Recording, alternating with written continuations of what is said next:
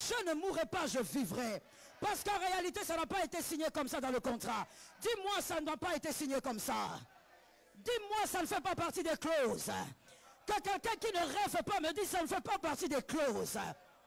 Non, il est écrit dans la maison de Dieu, il n'y a pas de femme stérile.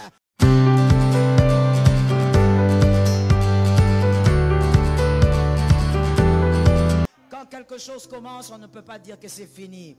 Si tu dis que c'est fini, c'est que tu es ignorant. En réalité, rien n'est fini parce que tout commence. Dis-moi, tout commence. Ne sois pas timide, dis-moi, tout commence. Dis à un autre, tout commence. En réalité, toute fin annonce un commencement. Ah oui, c'est un principe de la vie à connaître, à respecter et à ne pas oublier. Enseigne-les à tes enfants si possible. Toute fin annonce un commencement. Mais très souvent, nous sommes tellement attachés à ce qui a été qu'on refuse de voir ce qui arrive. Je dis à quelqu'un, ne t'attache pas trop à ce qui a été, il y a quelque chose d'autre qui arrive. Ça tombe sur toi, c'est gratuit. Ne t'attache pas trop à ce qui a déjà été, il y a quelque chose d'autre qui arrive. Si tu es attaché à ce qui a été, tu ne vas pas voir la gloire de ce qui arrive. Surtout lorsqu'on perd quelqu'un de cher, ça devient encore très compliqué. Quand on perd quelqu'un de cher, une personne qu'on aimait, un père, une mère, un enfant, un fils, un frère, une soeur, ça devient encore plus compliqué. On n'imagine rien du tout après la mort de cette personne. On se dit c'est terminé, il est parti. Il est parti, ça c'est vrai, c'est terminé, ça c'est faux. Dis ça à ton frère. Tu vois comment tu rêves, tu vois comment tu rêves. Je répète encore, dis à ton frère, il est parti, ça c'est vrai, c'est terminé, ça c'est faux. Oh mon frère, fais-moi confiance, je sais ce que je te dis. Tu peux être très chagriné parce que tu as perdu un proche. Il est parti, il ne reviendra plus. Oui, c'est vrai, vous vous verrez dans l'éternité de Dieu. Mais c'est terminé, ça c'est complètement faux. Il y a quelque chose qui commence. Alors écoute-moi très bien. Il faut savoir que toutes les bonnes choses arrivent après une grande douleur. Je suis d'accord avec celui qui a dit Amen, ça tombe sur toi. Il faut savoir qu'il y a des choses, il y a des meilleures versions qui se manifestent que lorsqu'un malheur est arrivé. Lorsqu'un malheur arrive dans ta vie, c'est pour que la meilleure version de toi se manifeste. Lorsque tu as l'impression qu'une fin est arrivée, c'est pour que la meilleure version de toi se manifeste. Le raisin a du jus qui est d'accord. Je ne suis pas d'accord avec toi, il y a trop de timidité. Je dis le raisin a du jus qui est d'accord. Mais pour découvrir qu'il y a beaucoup de jus, il faut presser. Que quelqu'un me dise presser. Que quelqu'un me dise presser. Il faut presser pour découvrir que dans ce raisin, il y a du jus. Alors je dis encore à quelqu'un, le corps a besoin de certaines vitamines pour s'entretenir, mais pour cela il faut que toi tu broies la nourriture. Si tu ne broies pas, il y aura un problème avec ton corps. Je dis à quelqu'un, certaines choses passent par le broyeur.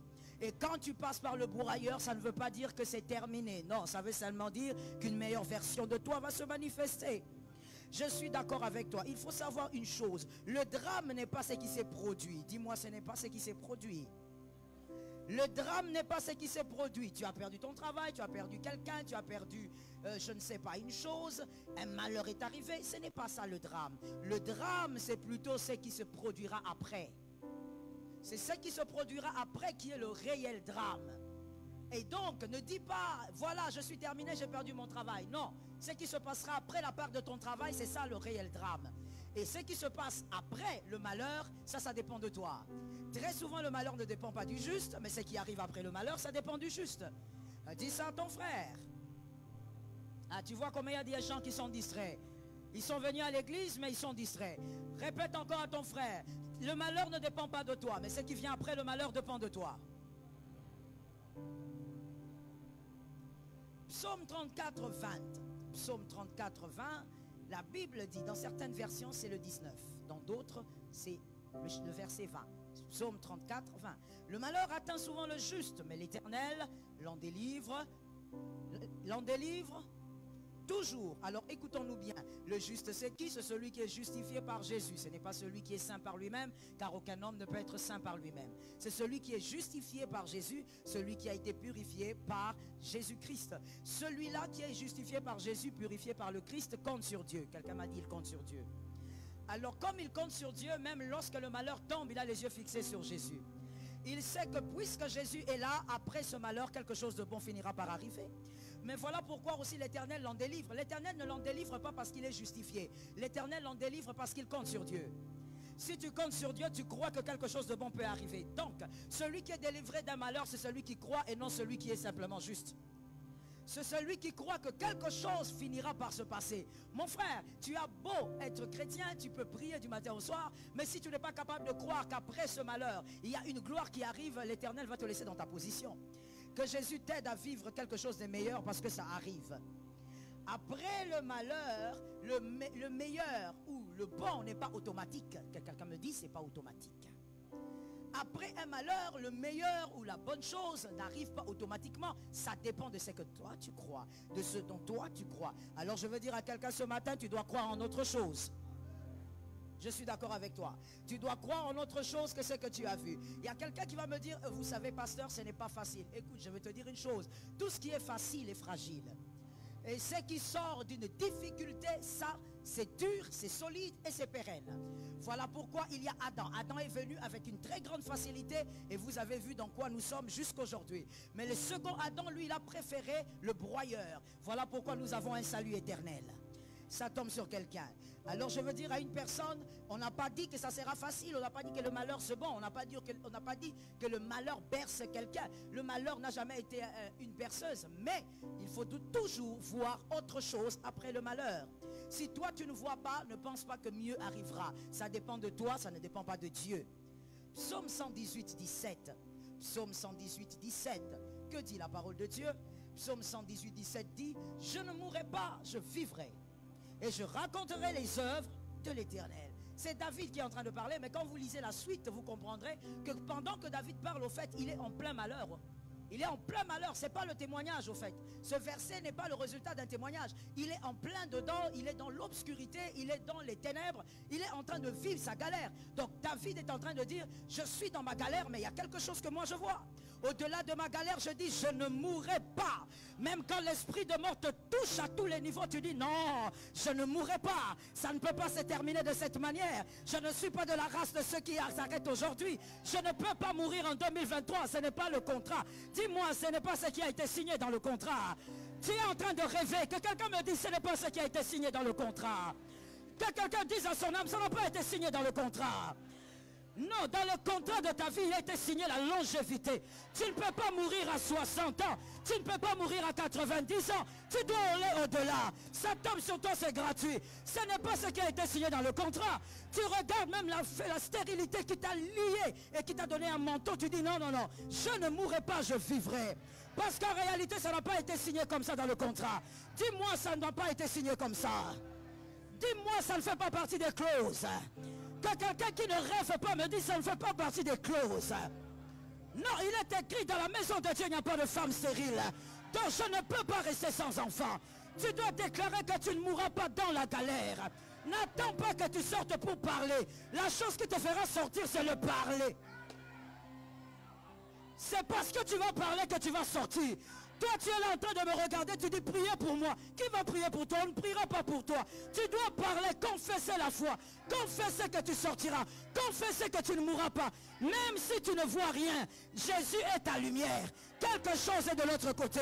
Tu n'as pas besoin de voir. Jésus est déjà là. Est-ce que quelqu'un m'entend bien? Quand maman est dans la cuisine, on n'a pas besoin d'entrer dans la cuisine. Parce que maman cuisine déjà. Tu n'as pas besoin de voir. Jésus est dans la situation. Et donc la chose doit finir par marcher. Dis à ton voisin, ça ne fait pas partie des clauses. Dis à quelqu'un d'autre, ça ne fait pas partie des clauses. Il y a des choses que tu ne dois pas vivre. Tu dois dire, écoute, ça se passe, mais ça ne s'arrête pas. Je ne mourrai pas, je vivrai. Et David, il complète en disant quoi? Je raconterai. Oh David, you are just amazing. David dit, non seulement je vivrai, mais vous savez quoi? Je vous raconterai ce que l'Éternel aura fait. Je vous raconterai ce que l'Éternel aura amené. Je prophétise au nom de Jésus. Tu ne mourras pas par l'autorité du Saint-Esprit. Tu raconteras les œuvres de l'Éternel. Tu diras, l'Éternel a été fidèle pour moi. L'Éternel m'a donné au-delà de ce que j'attendais. Ça tombe sur moi-même, tu es distrait. J'ai dit, tu diras, l'Éternel m'a visité au-delà de ce que j'attendais. Tu raconteras les œuvres de l'Éternel. Et quand est-ce que tu dois le confesser? Dans le malheur. Est-ce que quelqu'un m'entend? Écoute, si il arrivait que tu perdes un parent, Le jour où tu le perdras, après tes larmes, dis ceci: je démontrerai au monde que cet homme, cette femme a eu un enfant. Est-ce que quelqu'un m'entend très bien? Il faut arrêter de rester dans les lamentations. Il faut arrêter de rester dans ta douleur. Tu dois dire dans ta douleur: je ne mourrai pas. Cette situation ne m'enterrera pas. Je ne finirai pas petit. Je ne finirai pas dernier. Je ne finirai pas pauvre. Où sont les hommes qui m'entendent? Je ne finirai pas dans cette classe. Je ne finirai pas avec ces diplômes. Je vais de gloire. Puissance. Tu as capté? Assieds-toi sous l'onction. C'est dans le malheur que tu dis: je ne mourrai pas. Tu n'attends pas que quelqu'un te fasse du bien. Tu sais que Jésus est là. Tu n'attends pas que les hommes te soutiennent. Je dis à quelqu'un: enlève tes regards sur les hommes. Sois délivré de cette manière de vivre. Pendant que tu es dans la douleur, tu as les yeux en train de les écarquiller à gauche, à droite. Qui viendra m'aider? Tu as besoin de qui? Tu as Jésus. Tu raconteras les œuvres de l'Éternel. Je veux te dire quelque chose. Ne te contente jamais d'Ismaël. Ah, je me refuse cela in the name of Jesus. By fire and power. Ne te contente jamais d'Ismaël. Même quand Ismaël est là, Isaac peut venir. Ah oui. Même quand Ismaël est là. C'est-à-dire que même lorsque le Seigneur te donne une petite consolation, ne te limite pas là. Qu'est-ce qu'il t'avait dit? Il t'avait dit une maison à 4 chambres. La maison là n'a pas 4 chambres. Ça ne fait pas partie des clauses. Il t'avait dit que tu auras 4 enfants. Tu n'as pas encore 4 enfants. Il t'avait dit que tu auras un doctorat, tu n'as pas encore un doctorat. Il ne faut pas te contenter d'Ismaël. Genèse 18, 10 à 14. Ce verset est extraordinaire. Genèse 18, 10 à 14. La Bible dit quand Dieu vint auprès d'Abraham, il parle avec Abraham et il dit à Abraham finalement, après avoir mangé, tu auras un fils. L'année prochaine à la même époque. Abraham n'a pas ri, mais Sarah a ri. Est-ce qu'on peut parler de ça? Est-ce qu'on peut parler de ça? Abraham n'a pas ri, mais Sarah a ri. La Bible dit Sarah avait ri parce qu'elle avait, évidemment, elle savait que tous les deux, lui ainsi que son mari, ils étaient vieux. Mais je te pose la question, qui était plus vieux entre Sarah et Abraham? Mais qui a ri? C'est ce qui arrive très souvent. Très souvent, ce sont les personnes qui n'ont pas les problèmes très graves qui fuient l'église, qui se découragent, qui s'éloignent de la foi. Parce que ces personnes pensent au fait qu'elles ont des problèmes trop graves. Mais en réalité, si vous comparez leurs problèmes avec les autres, elles ont les problèmes les plus faibles.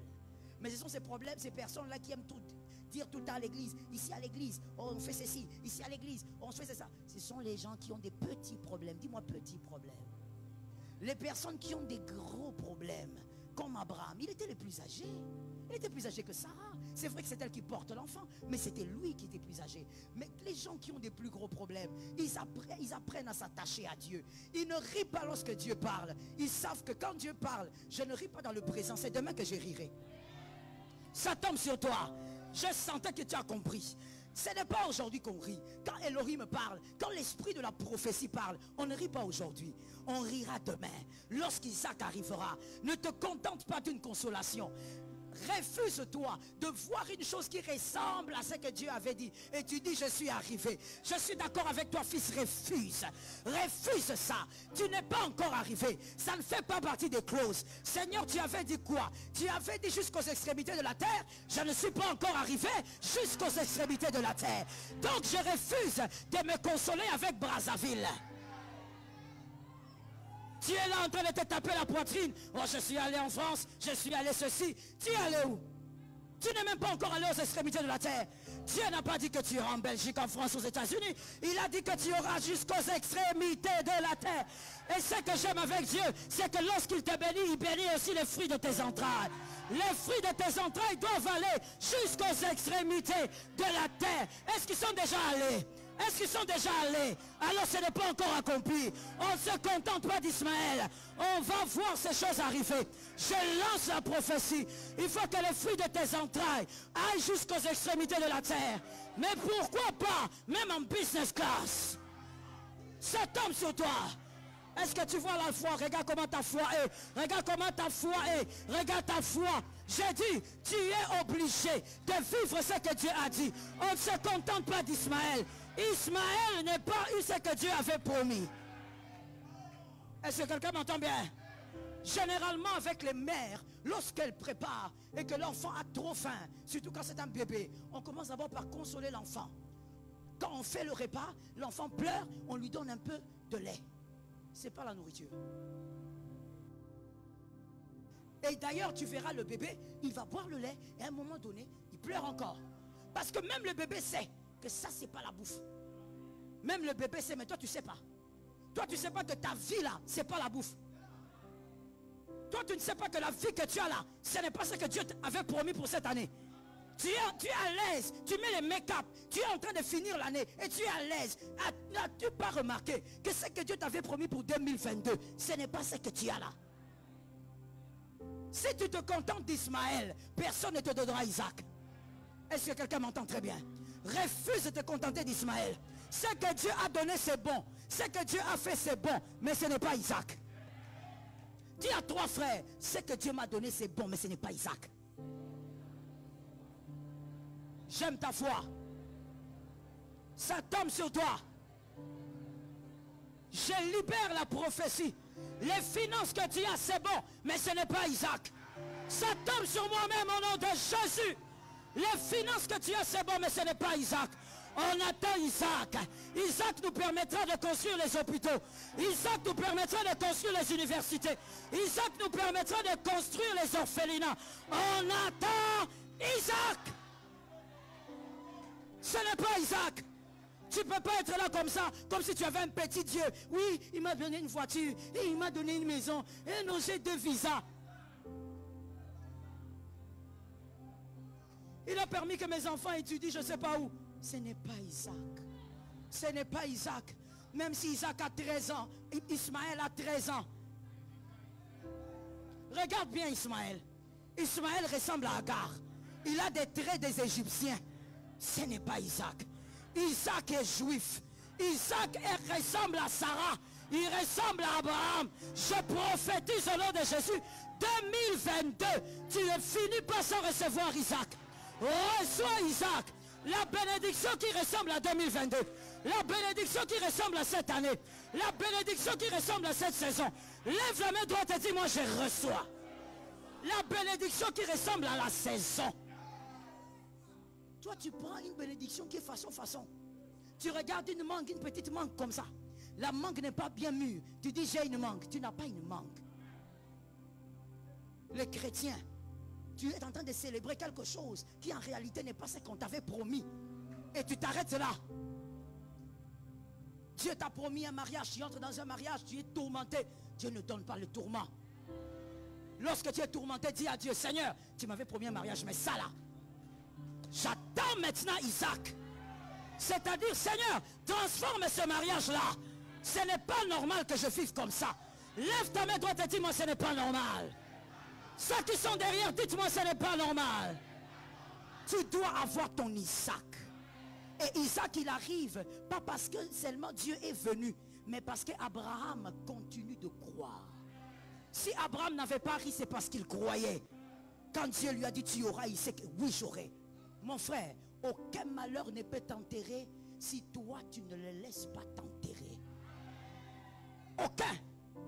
Aucune tristesse, aucune souffrance, aucune douleur. Voilà pourquoi je veux dire à quelqu'un, c'est que je veux dire, tu vas le dire à ton voisin. Maintenant, ça suffit, tu arrêtes de pleurer. Écoute-moi, lorsque tu as mal, papa, maman, est-ce que vous me suivez?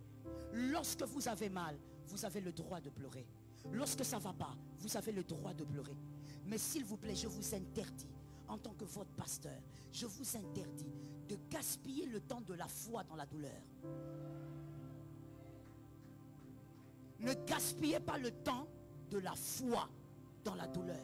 Chaque chose a son temps. Tu pleures, tu essuies les larmes, tu passes à la foi. Que quelqu'un me dise, je passe à la foi. Que quelqu'un me dise, je passe à la foi. Cette fois-ci, tu passes à la foi. Le diable est un menteur. Le diable est un menteur.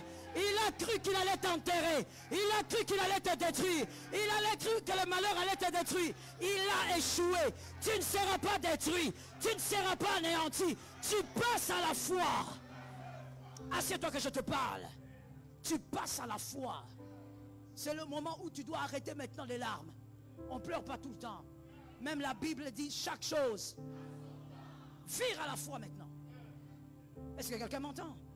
Quand tu roules dans ta voiture, à un moment quand la route est straight, elle est droite, à un moment il y a un petit virage. Vire. Tu ne peux pas être là depuis que tu as commencé. J'ai perdu ce poste-là, ce travail-là. Jusqu'à quand? Tu gaspilles le temps de la foi dans les larmes, dans la douleur. Une chose finie, une autre commence. Yes, that is the rule of the life. Qui t'a dit que sur la terre, quand une chose s'arrête, c'est fini? Non, quand elle s'arrête, une autre doit commencer. C'est comme ça. Tu ne vas pas rester là en train de pleurer le poste chez Potiphar. Depuis que tu as commencé, j'ai perdu le poste, j'étais innocent, j'ai fait 17 ans en prison. Oui, nous le savons. Et après? C'est le après qui dépend de toi. Chez Potiphar, tu as perdu ton poste. Les gens ont été méchants. D'accord, ce monde est comme ça, les hommes sont méchants. Ce monde est comme ça, les hommes ne sont pas cléments. Mais maintenant, après la méchanceté des hommes, tu perds ce travail. Je te pose la question, parce que même Dieu te pose la même question. Et après? Ça ne dépend pas du jeûne. Ça ne dépend pas de la prière. Ça dépend de ce que tu vois après avoir perdu ce travail. Je dis à quelqu'un, tu as perdu ce marché, va chercher d'autres marchés. Tu as perdu ce travail, va chercher d'autres travail. Sois en train de chercher. Pendant que tu cherches, tu vas rencontrer les chansons. Sois en train de chercher, Sors de ta maison demain matin, lundi matin, sors de ta maison, va chercher du travail. Tu vas rencontrer les chansons. Si Joseph était dans un coin de la cellule, en train de pleurnicher, où est le Dieu de mes pères, où est le Dieu de mes pères, il n'allait jamais rencontrer les chansons. C'est parce qu'il faisait le tour des salles. Il a vu deux personnes tristes. Il a dit, mais qu'est-ce qui se passe au milieu de vous? Il n'est pas resté à un seul endroit, innocent, mais il était en train de continuer sa vie. Il sait que ce n'est pas terminé. 17 ans de prison, mais il continue sa vie. Tu as souffert pendant combien d'années? Toi-même répète le nombre d'années. Pendant combien de temps? Ça fait combien de temps que cette personne est partie? Cette personne que tu pleures jusqu'aujourd'hui, ça fait combien de temps? Non, la vérité c'est que cette personne ne reviendra plus. Mais il y a quelqu'un qui doit continuer de vivre. Non seulement tu dois continuer de vivre, mais tu dois faire des prouesses. Est-ce que quelqu'un m'entend bien? Vas-y. Tu as perdu le travail, tu vas trouver mieux.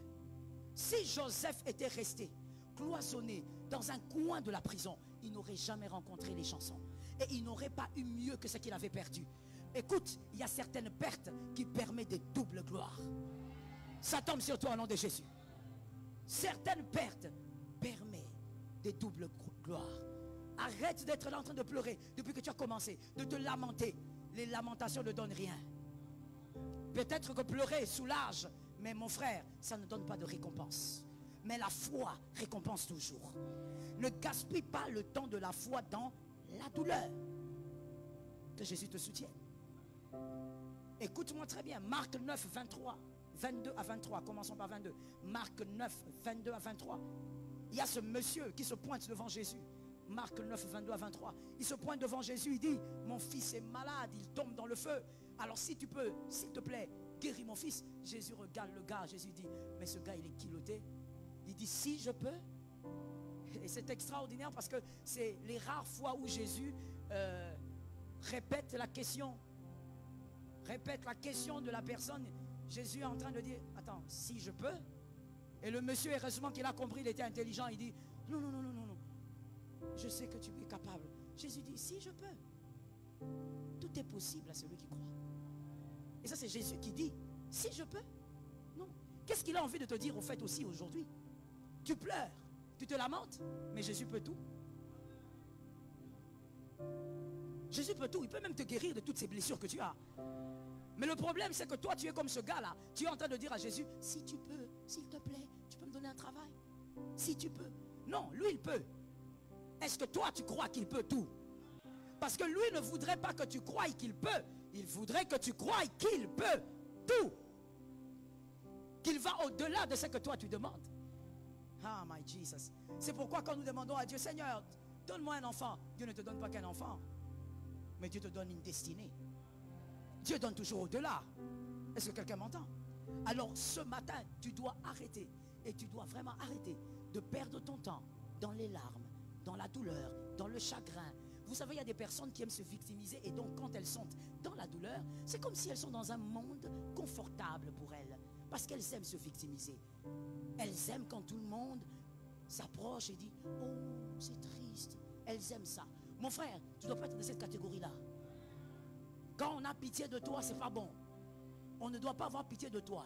Tu ne dois pas faire pitié. Tu n'es pas malheureux. Tu traverses le malheur. Donne un amen normal. Tu es en train de traverser. Tu n'es pas malheureux. Tu n'es pas. Je traverse un pont, je ne suis pas le pont. C'est tout. C'est pas compliqué. Je ne suis pas malheureux. Mais il y a des gens comme ça qui aiment se victimiser, qui aiment que tout le monde vienne. Oh, ça va aller, tu sais, ça va. Toi, tu aimes que les gens t'entourent pour te consoler. Au nom de Jésus, qu'on t'entoure pour te féliciter. Ça tombe sur toi, mon fils. Qu'on t'entoure pour te féliciter. Voilà la manière dont un homme équilibré, aimant Dieu, doit réfléchir sur terre. Toi, tu veux que les gens t'environnent pour te dire, oh, tu vois, nous sommes avec toi. Et ça te fait du bien. Victimisation. Tu te sens bien dans ça. Qu'est-ce qu'il y a de beau dedans? Il n'y a rien de beau dedans. Que les hommes t'entourent pour te dire, tu es un gagnant. Que les hommes t'entourent pour te dire, on n'y croyait pas, mais tu l'as fait. Ça tombe sur moi. Que les hommes t'entourent pour te dire, ah, c'était difficile, mais tu l'as quand même fait. Que les hommes t'entourent pour prendre des exemples sur toi. Que les hommes t'entourent pour te prendre comme un modèle. Tu n'es pas là pour qu'on t'entoure pour ne rien dire, pour te consoler, te tapoter sous l'épaule, et puis c'est fini, et puis ils disparaissent. Que Jésus te donne la victoire. Et quelqu'un donc a compris qu'ici, dans le malheur, dans les ténèbres, dans l'obscurité, tout est question de mental. Tout est question de mental. Lorsque tu vois quelqu'un d'autre en train de rire malgré sa vie, non, c'est pas qu'il est insensé, c'est pas qu'il est inconscient. Il a juste compris une chose, le chagrin n'ajoute rien. À part des maladies qui auront du mal à partir après. Ah yes. À part des douleurs bizarres qui auront du mal à partir. Des douleurs quand tu veux expliquer à un médecin, même le médecin te regarde un peu bizarrement. En train de se poser la question, est-ce que cet homme ici est normal ou il a un problème mental? On va te dire, on va te transférer. Toi tu crois qu'on va te transférer dans je ne sais pas quel hôpital. Oh, saine. Même le médecin a compris ça, c'est un cas de la CNPP. Problème mental. Parce que comme tu expliques, j'ai l'impression qu'il y a un cheval qui monte sur ma tête, qu'il y a un chameau qui monte sur mon dos. J'ai l'impression que quand je m'aimais, il y a un chien qui s'appuie sur moi. Personne ne comprend ta maladie. Mais quand est-ce que ça a commencé? C'est quand tu traversais les moments difficiles parce que tu croyais que tout s'arrêtait là. Non, tu n'es pas le premier à souffrir. Je répète ça pour quelqu'un qui dormait. Tu n'es pas le premier. You have to listen. Tu dois retenir ça. C'est important. Tu n'es pas le premier à avoir des problèmes avec ton mari.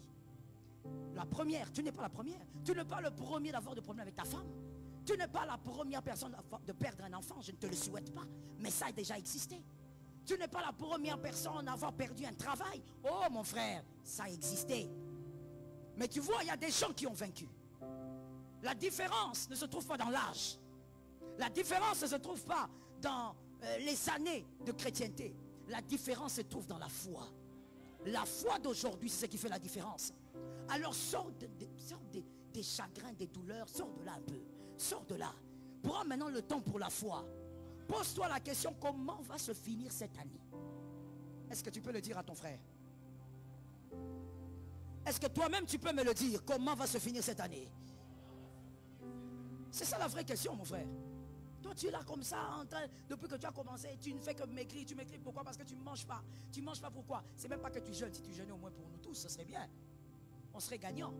Mais tu ne jeûnes pas. Tu ne manges pas, tu as des soucis. Jusqu'aujourd'hui, ce mot-là existe. Soucis. Ça existe. Oh mon Dieu, ça doit exister pour les païens, ça. Ouais. Mais pour les chrétiens, ça ne peut pas exister. Soucis. Non, et tu sais, c'est pas parce qu'on n'a pas le temps d'avoir des soucis, mais c'est simplement parce qu'on n'a pas le temps à perdre.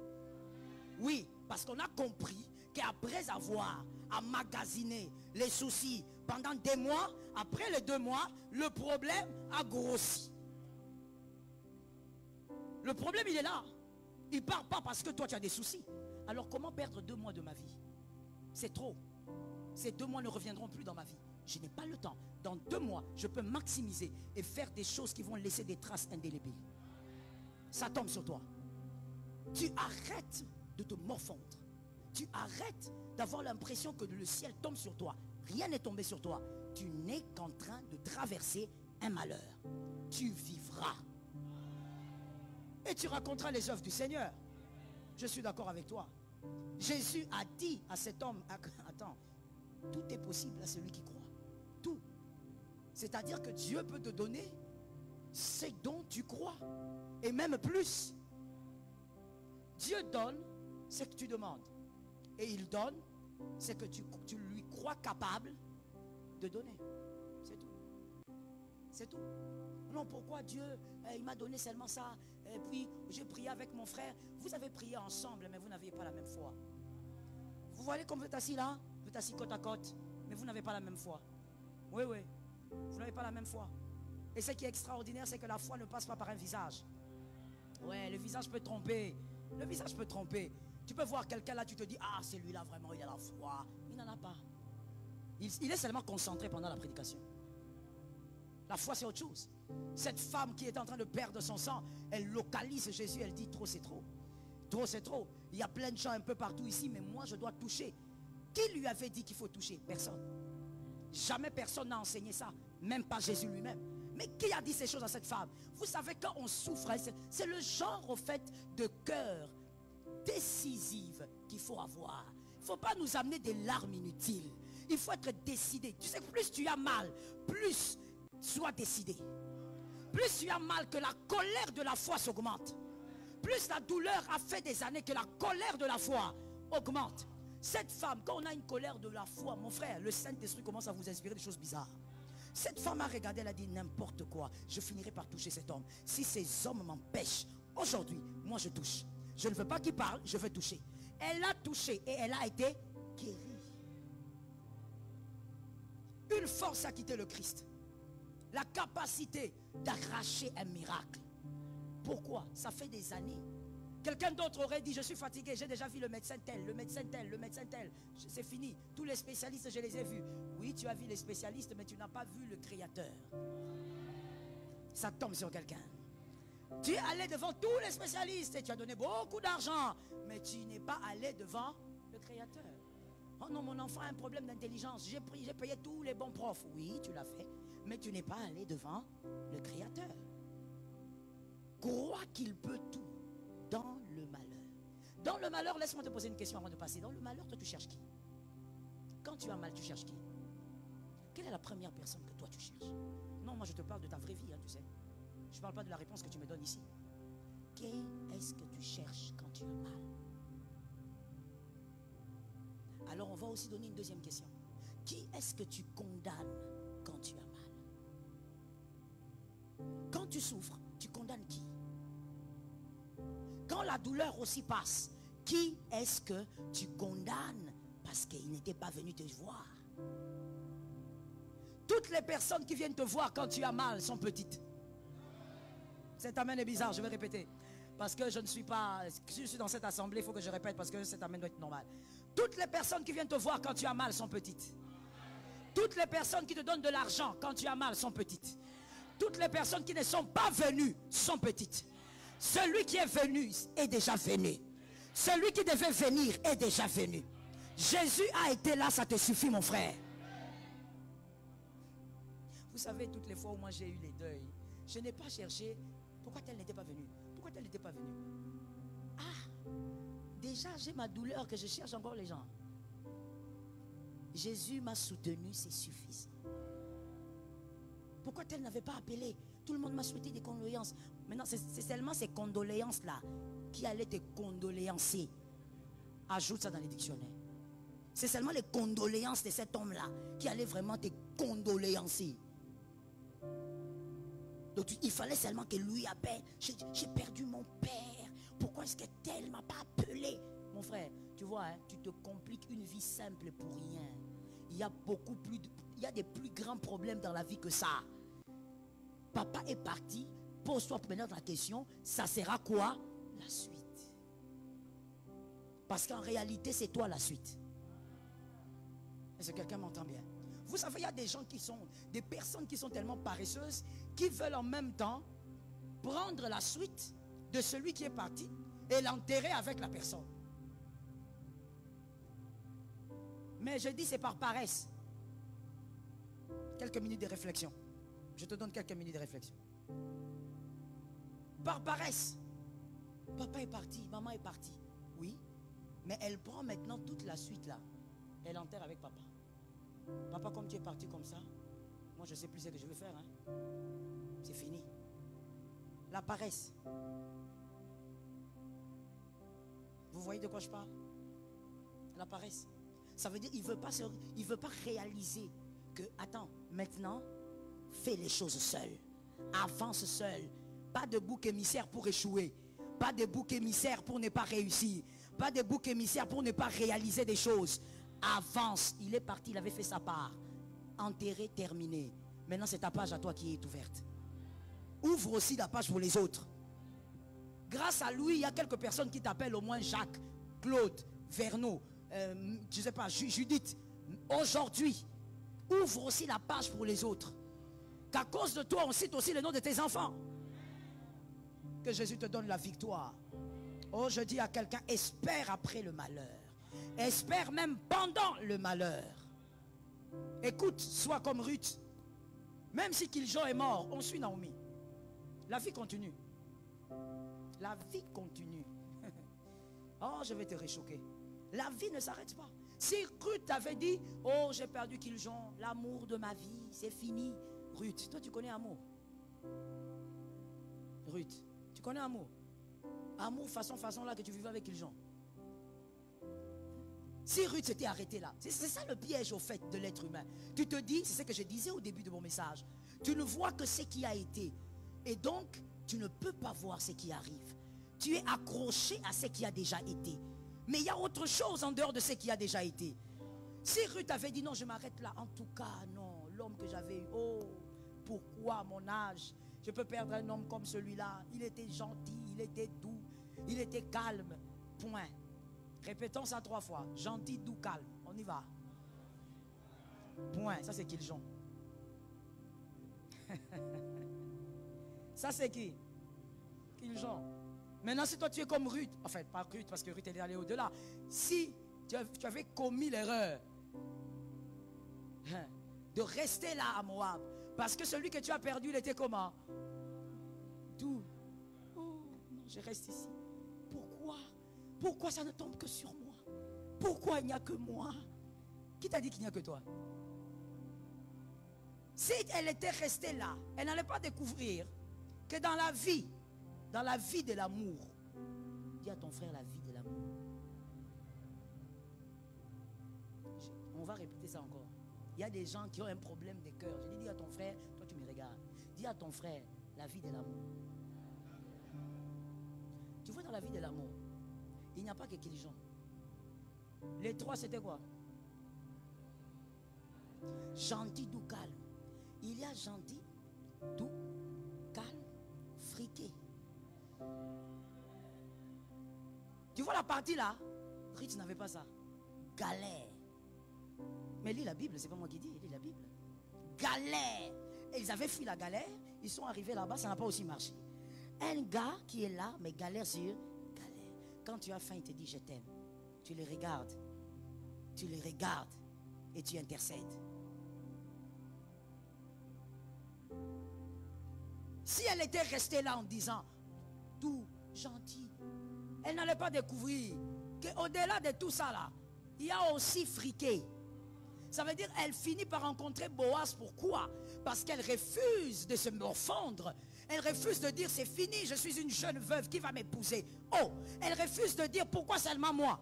Qui? Elle refuse de dire pourquoi c'est seulement à cet âge. Dieu, est-ce que Dieu n'avait pas vu? Est-ce que je n'ai pas prié? Ça, ce sont les chrétiens, mon Dieu. Ce sont les chrétiens. Combien de fois j'ai pas entendu ça? Est-ce que je n'ai pas prié, pasteur? Est-ce que je n'ai pas jeûné? Est-ce que je n'ai pas donné mes offrandes? Pourquoi Dieu ne m'a pas vu? Et pourquoi Dieu a permis? Dieu a permis parce qu'il y a autre chose qui doit venir. C'est ça la vérité. C'est dur à entendre, mais c'est ça. Il y a certaines choses qui ne peuvent pas venir tant qu'une autre ne part pas. Oui, c'est dur, mais c'est comme ça. Pourquoi Dieu a permis? Dieu a permis parce que Boaz est quelque part. Il faut quitter là, Ruth. Et heureusement qu'elle avait la tête sur les épaules. Elle a dit, je suis Naomi. Ce n'est pas terminé, moi je te suis. Jusqu'au bout, on y va. Avançons encore avec cette femme extraordinaire. Quand ils arrivent à Bethléem, tout le monde la regarde de travers. C'est une Moabite. C'est une Moabite. C'est une Moabite. C'est une Moabite. Elle est maudite. Elle est maudite. C'est une Moabite. Donc tout le monde est en train de l'indexer. Ça ne lui dit rien. Je pose une question. Ton passé, tu l'as vécu avec qui? Je repose. Ton passé, tu l'as vécu avec qui? Dans ton passé, tu étais accompagné des gens? Oui ou non? Oui ou non? Oui. Il y a eu des gens dans ton passé, n'est-ce pas? Certains sont dans le présent, n'est-ce pas? Mais c'est la vie de qui? C'est ta vie. Assume. Et arrête d'avoir la tête courbée comme une autruche en train de te cacher, parce que quand tu passes, tout le monde t'indexe. C'est elle. Celle qui avait avorté. C'est elle. Celle qui avait divorcé. Personne ne connaît ton histoire mieux que toi-même. Alors marche la tête haute et fais ce que tu as à faire. S'il reste dans le passé, toi sois dans le présent.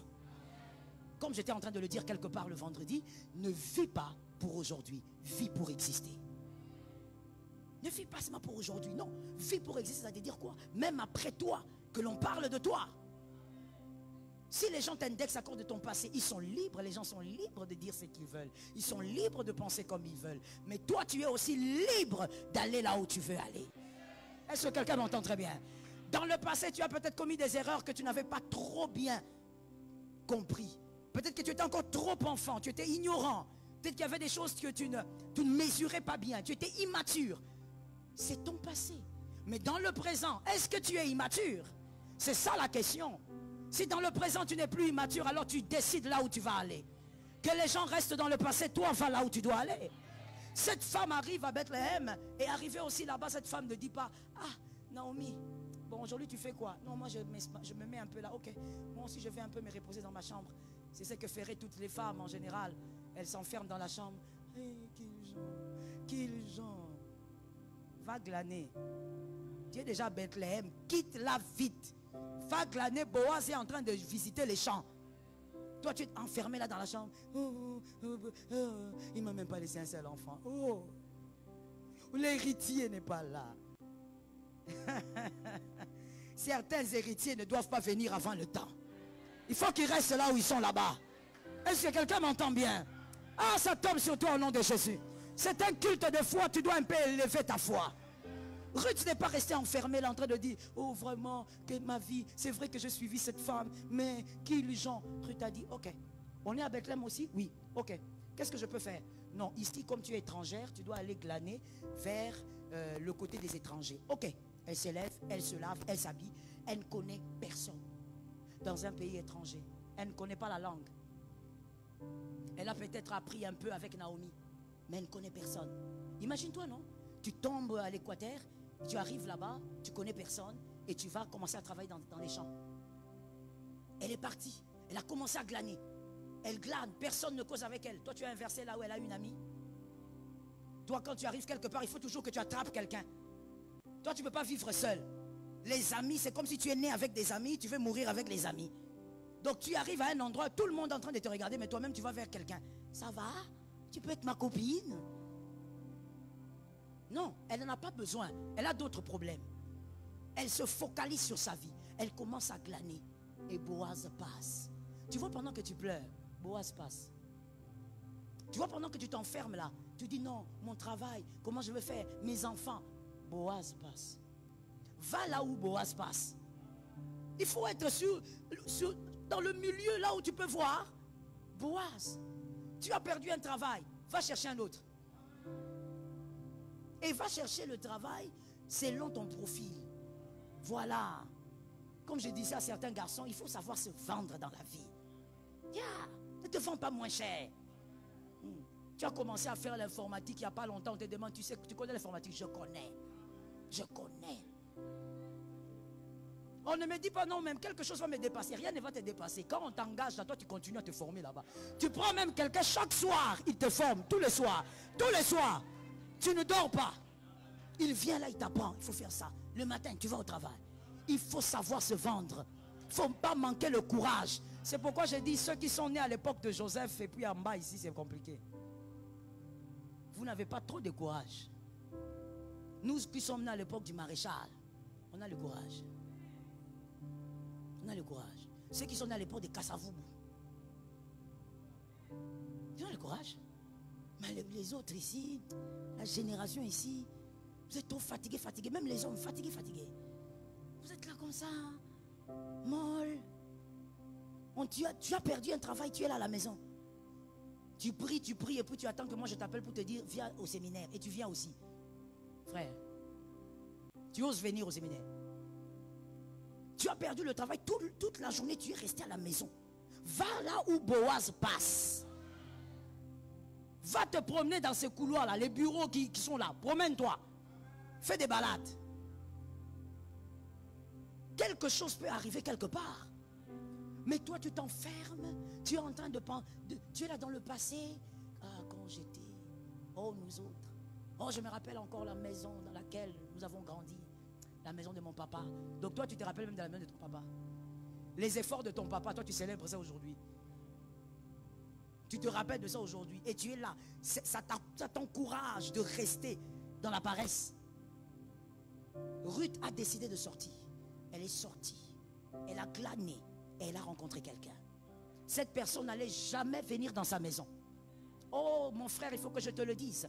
Chrétiens, s'il vous plaît, arrêtons de nous leurrer. Arrêtons. Arrêtons de nous tromper tous les jours.